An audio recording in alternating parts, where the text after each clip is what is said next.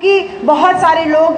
Famous होते हैं और फिर इधर उधर भागने लगते हैं, नाम कमाते हैं, पार्टी ज्वाइन करते हैं, नेता बन जाते हैं और फिर इधर उधर भागने लगते हैं। लेकिन मैं सभी ये कि हाँ, आप लालगंज लोकसभा लड़ जाइए, तो मुझे ये नहीं समझ में आ रहा था कि मैं क्या कहूँ, क्योंकि हमने जिसको चुना, जिसके ऊपर भरोसा किया, वो धोखेबाज, धोखा दे करके, दगाबाजी करके हमारे बीच से चला गया। दूसरा, लेकिन जो पहला चुनाव बहन जी ने बिजनौर से लड़ा था, बहन जी ने कहा मैं वो चुनाव 2000 वोट से हारी। कीजिए, हमारी बहना का दिल एकदम माँ की तरह कोमल है, निर्मल है, लालगंज की नहीं है, ये लालगंज से लाल किला तक की लड़ाई है। तो लालगंज से लाल किला की लड़ाई का साहब ने यही कहा था, ये किसी एक फेमस पोएट की भी लाइन है कि better to reign in hell than to be slave in heaven, यानी स्वर्ग में बैठ करके गुलामी करने से अच्छा है नरक का बादशाह हो जाइए। तो लोगों ने आपको हमेशा, आपके बारे में दूसरे लोगों ने सोचा, दूसरे लोगों ने दिया, कभी नरेगा के नाम पे या कभी किसी के नाम पे, लोगों ने आपको तत्काल रिलीफ के लिए, तत्काल लाभ के लिए कुछ कुछ चीज़ें दी, लेकिन कभी भी आपने अपनी कीमत का एहसास नहीं किया। साहब ने हमको हमारी कीमत का एहसास करवाया, लेने वाले से जो देने वाला समाज बनाया। आज वही कीमत लालगंज की धरती से ये बहन आपसे अपेक्षा कर रही है, आपसे गुजारिश कर रही है, आपसे सहयोग की अपील कर रही है कि जो साहब कांशीराम साहब का जो मिशन और मूवमेंट है, जिसकी बदौलत हम ये बहुजन समाज पार्टी रूपी इतना बड़ा जो पेड़ लगा पाए हैं, इस पेड़ को और मजबूती देंगे, अपनी बहना के हाथों को और मजबूती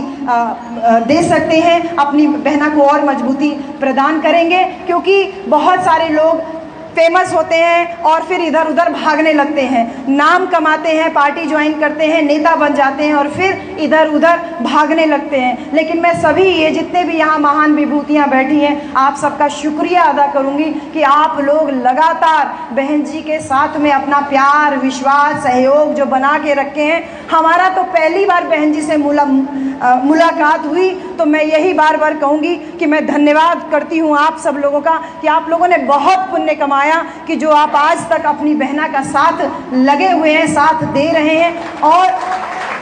हमारी बहन जी की यही ताकत है, ये विशाल बहुजन समाज जिसकी नींव पे आज ये इतना विशाल का जो संगठन है वो कार्य कर रहा है। हमने बहन जी से जब मुलाकात की तो हम तो सिर्फ मिलने के लिए गए थे, हकीकत बात बता रहे हैं, हमारे साथ में साहब थे, लेकिन हम लोग 4 लोग गए थे, मैं, मेरे हस्बैंड गए थे, हमारी बहन और हमारे बहनोई जी, हम चारों लोग सिर्फ बहन जी से मिलने के लिए गए थे। और बात ही बात में जब बहन जी ने ये बात कही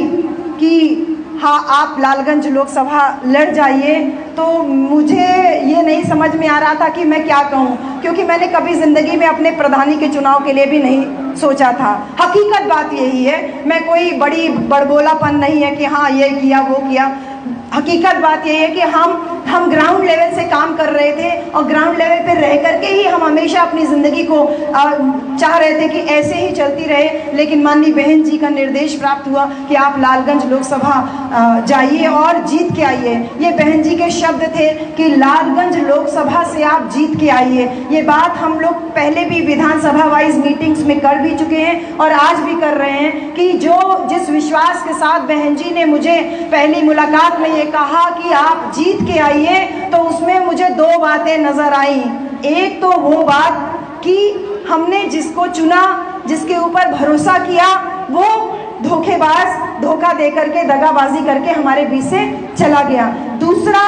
बहन जी का वो विश्वास अपनी नेता, अपनी जनता के ऊपर कि नेता भले ही गद्दारी करे, लेकिन जनता कभी भी गद्दारी अपनी बहन जी के साथ में नहीं कर सकती। तो उसी विश्वास को लेकर के हम आपके बीच में आए हैं। मैं, क्योंकि ज़मीन से हम सारे लोग उठ के आए हैं, लेकिन हमने कभी नहीं सोचा था कि हम इतनी विशाल पार्टी के, इतने महान महान लोगों के सामने कभी हम एक राजनेता के रूप में या एक प्रत्याशी के रूप में यहाँ खड़े होकर के कुछ बोल पाएंगे। लेकिन हाँ, इतना ज़रूर कहूँगी कि जो बहन जी ने भरोसा और विश्वास के साथ में हमको भेजा, तो मेरा और बहन जी का भरोसा और विश्वास केवल और केवल लालगंज की ही नहीं बल्कि पूरे देश की जनता है, क्योंकि पूरे देश से मेरे पास फ़ोन आने लगा कि मैडम आपका टिकट हुआ है क्या, टिकट हुआ है क्या, टिकट हुआ है क्या। एक बार की ये सुनने में मुझे खुद भी यकीन नहीं आ रहा था कि हमारे सामने हमारी साक्षात देवी बैठी हुई है। आधे से ज़्यादा टाइम तो मेरी आंखों से उनके लिए आंसू ही निकलते रहे, क्योंकि जिस संघर्ष के साथ में हमारी बहना यहाँ तक पहुँच के आई है, आज हम सारे लोग साधन संपन्न हैं। हम लोगों को गाड़ियों की व्यवस्था करनी पड़ती है, मोटरसाइकिलों की व्यवस्था करनी पड़ती है, लेकिन हमारी सम्मानित बहन जी ने अपना जीवन संघर्ष जब हमारे सामने बताया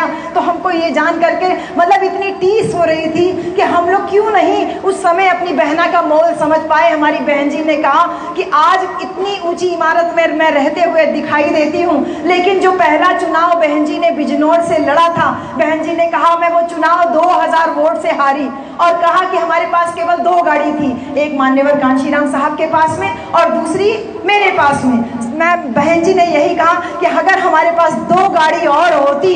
तो मैं वो पहला लोकसभा का चुनाव जीत जाता।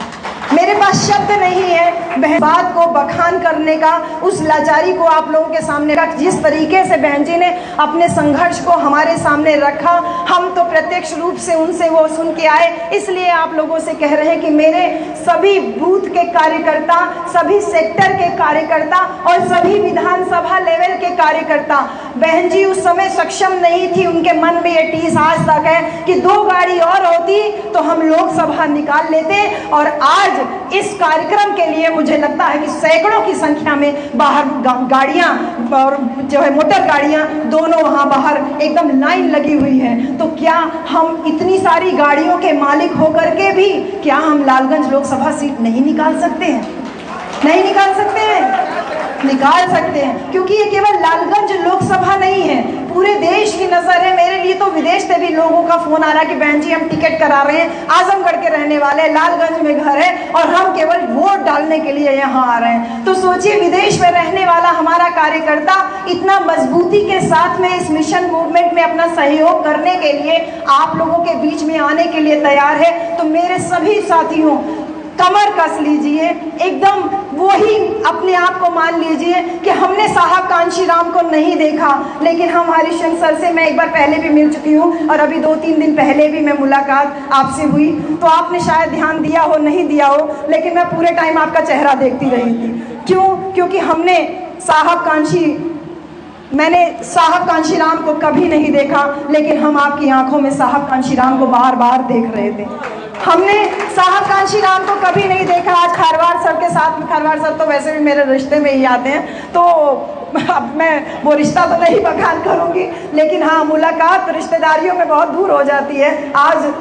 जो है इस राजनीतिक मंच पे मुलाकात हो रही है, तो आपकी आंखों में हम साहब कांशीराम को देख रहे हैं। राम बच्चन जी जो हमारे लालगंज से आए हैं, आपकी आंखों में कांशीराम साहब को देख रही हैं। और हमारे परम सम्मानित और मैं ये मान के चल रही हूँ कि लालगंज में इस बहुजन समाज पार्टी की रीढ़ रहे हमारे नारायण मास्टर साहब, जो कि आज इतने वरिष्ठ, 80 साल से ऊपर आपकी उम्र हो गई, आपकी आंखों में हम साहब कांशीराम को देख रहे हैं। साहब, आपकी आंखों में हम साहब कांशीराम को देख रहे हैं। आप सब जितने वरिष्ठ लोग हैं, जो लोग साइकिल चले, झंडा जेब में रख करके चले, उस दौर में जब झंडा लगाने के लिए डर लगता था, उस दौर में साहब के साथ में चले, जो हमारे अतरौलिया विधानसभा से हमारे सभी अच्छे साथी लोग आए हैं, अलग अलग विधानसभा, फूलपुर और सब जगह से जो लोग आए, आप सबकी आंखों में जो साहब के साथ में मिशन मूवमेंट के लिए कुर्बानी, त्याग और बलिदान का जो जज्बा आप लोगों के बीच में हम देख पा रहे हैं, उसी जज्बे से इस लालगंज लोकसभा को बहन जी की झोली में उपहार के रूप में, तोहफे के रूप में, नज़ीर के रूप में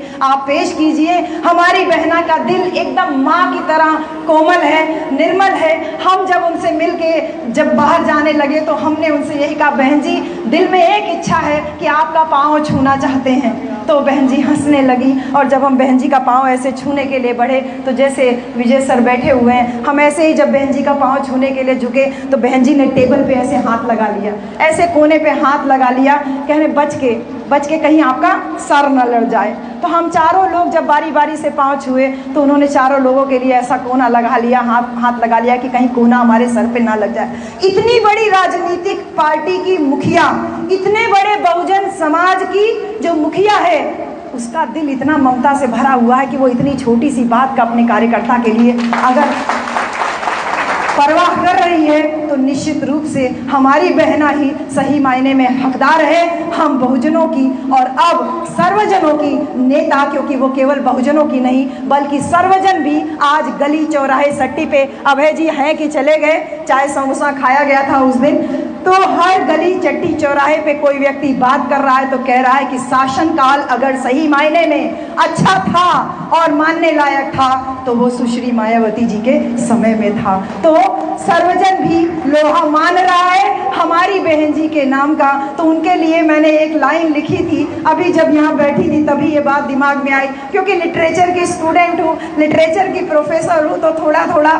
साहित्य दिमाग में चलता रहता है कि सम्मान सुरक्षित है सबका बीएसपी की छाया में और संविधान सुरक्षित है भारत का सिर्फ हाथों में बहन माया के। तो सर्वजन की हित की बात करने वाली हमारी सम्मानित बहन जी, उनके सम्मान में जो सर्वजन के लोग यहाँ उपस्थित हैं, आप सब लोग कमर कस लीजिए कि उन समस्त विरोधियों का जिनकी नज़र आपके संविधान के ऊपर है, जिनकी नज़र आपके हक के ऊपर है, जिनके नज़र आपकी शिक्षा के ऊपर है, जिनकी नज़र आपके रोजगार के ऊपर है, जिनकी नज़र आपके परिवारों के घरों आपके घरों में जो बन रहा खाना है, ये मुंह से निवाला तक छीनने वाले लोग हैं, लेकिन मुंह में निवाला देने वाली केवल आपकी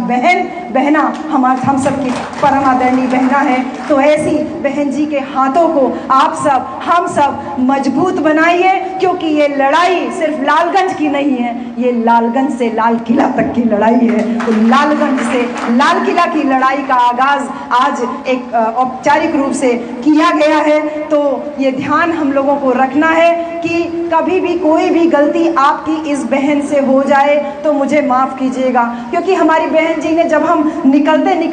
जब बाहर निकलने को हुए तो बहन जी ने हमसे जो एक अंतिम बात कही, हम उस बात के लिए अपनी जान भी दे दें तो शायद कम होगा। हमारी बहन जी ने हमसे यही कहा कि आपने थोड़ा देर कर दिया हमसे मिलने में, आपको हमसे थोड़ा पहले मिलना चाहिए था। हमारा ये लग रहा था कि खून जो है एकदम जम गया है, और हमको यही लग रहा था कि बहन जी हम आपके लिए क्या कर सकते हैं, हम अपने कार्यकर्ताओं के माध्यम से आपको और क्या दे सकते हैं। जैसे हम स्वयं एक कार्यकर्ता हैं, हम क्या आपको दे सकते हैं, हमारे मुंह से शब्द नहीं मिले। हमने यही कहा बहन जी आपकी इस दर पे आज खड़े हैं और ऐसे ही मरते दम तक यही खड़े रह जाएंगे, क्योंकि सर जिस पे ना झुक जाए उसे सर नहीं कहते, और हर दर पे जो झुक जाए उसे सर नहीं कहते। दर बदर हो करके अपने सर को झुकाने वालों को जवाब लालगंज की जनता 25 तारीख को हाथी के सामने वाला बटन दबा करके देगी, और लालगंज से लाल किला की जो रफ्तार है, जो किलोमीटर की जो